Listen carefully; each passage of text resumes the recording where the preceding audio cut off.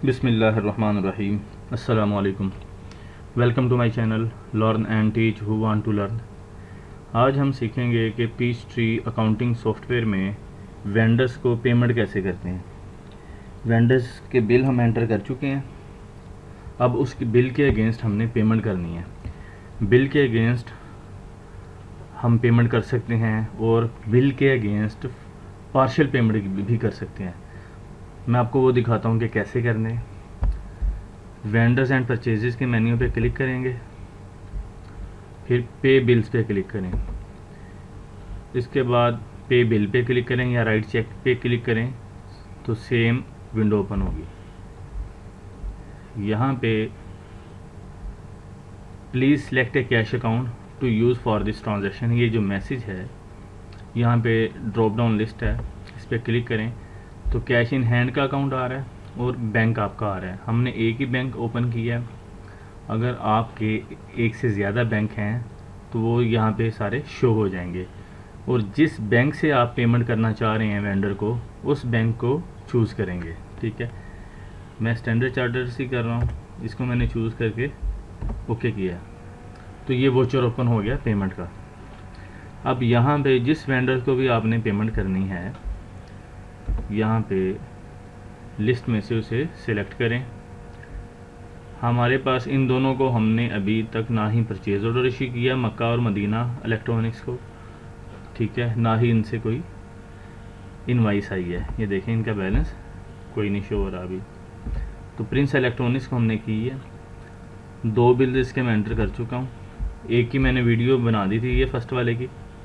Second वाले भी मैंने कर लिया है। वो मैंने इसलिए किया है कि आपको मैं इसमें उसकी पेमेंट करके दिखा सकूं कि देखें मैंने एक वेंडर को सिलेक्ट किया है तो उसकी जितनी इनवाइसेस हैं वो यहाँ पे शो हो रही हैं। ठीक है, 101, 102, इससे ज़्यादा भी होंगी तो वो सारी शो हो जाएंगी।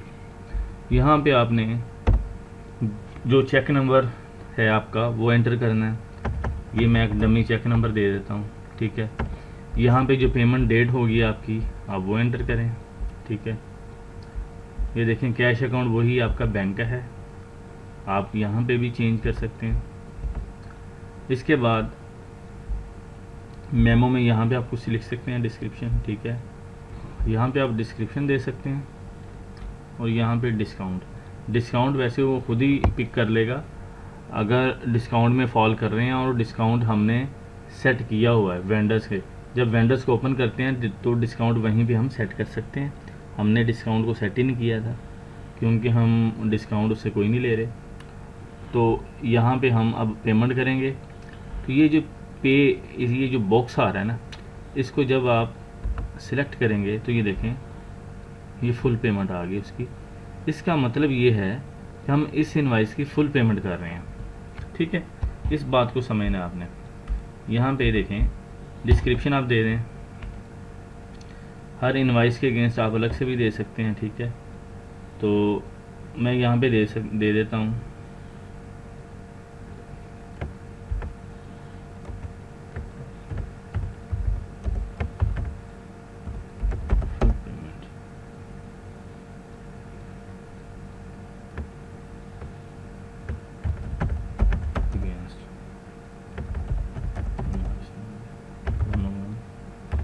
ठीक है, इसको मैं चूज़ कर लेता हूँ, फुल पेमेंट कर दिया अगेंस्ट इनवाइस नंबर 101। ठीक है, यहाँ पे पार्शियल पेमेंट हम करेंगे सेकंड पे।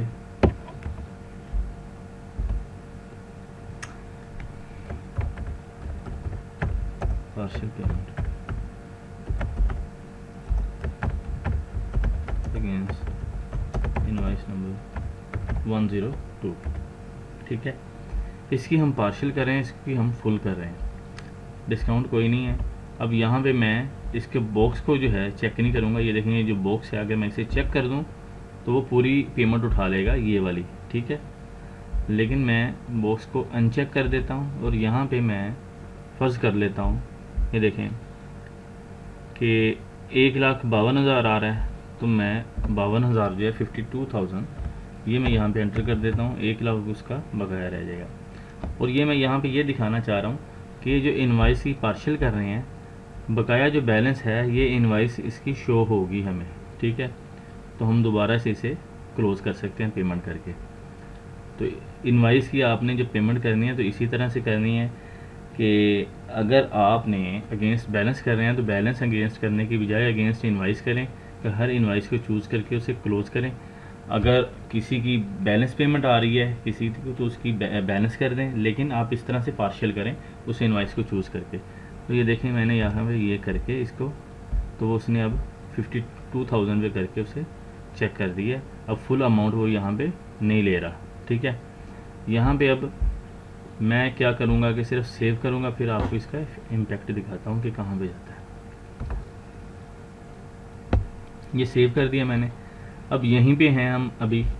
मैं दोबारा से इसी वेंडर को अगर चूज़ करता हूँ तो देखें प्रिंस इलेक्ट्रॉनिक्स।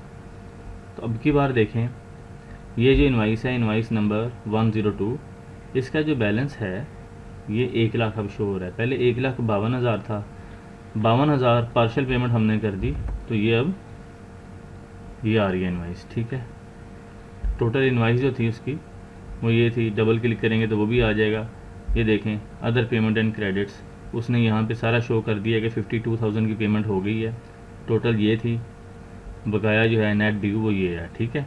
डबल क्लिक करके आपको उसकी सारी इन्फॉर्मेशन यहीं से मिल जाएगी। तो ये इस तरह से हम वेंडर्स को पेमेंट करते हैं जी। अब ये इसका इम्पैक्ट जो है मैं इसको हम सेव नहीं करेंगे। फर्स्ट वाली ट्रांजैक्शन हमने करनी थी वो कर ली। यहाँ पे इसमें मैं रिफ़्रेश करता हूँ तो ये देखें इस वेंडर का बैलेंस जो है ये 1 लाख रह गया, ठीक है। तो इम्पैक्ट मैं आपको बैलेंस शीट में भी इसका दिखा दूँ। रिपोर्ट्स में जाके फाइनेंशियल स्टेटमेंट में, बैलेंस शीट में करंट पीरियड को रहने देते हैं। तो ये देखें इन्वेंट्री हमारी जो है ये तो वैसे ही है, ठीक है। करंट एसेट में ये जो बैंक है ये हमारा कम हो चुका है, ठीक है। इस पर डबल क्लिक करके आप यहाँ पे देख भी सकते हैं कि प्रिंस इलेक्ट्रॉनिक्स को पेमेंट हो रही है, ठीक है। और ये देखें अकाउंट्स पेएबल में अब हम देखें अगर बैंक जितना कम हुआ है अकाउंट्स पेएबल भी हमारा कम हो गया, तो balance sheet equal accounts payable अब 1 लाख का रह गया, ठीक है। तो ये एंट्री का इफ़ेक्ट जो है हमारा रिपोर्ट्स में जा चुका है।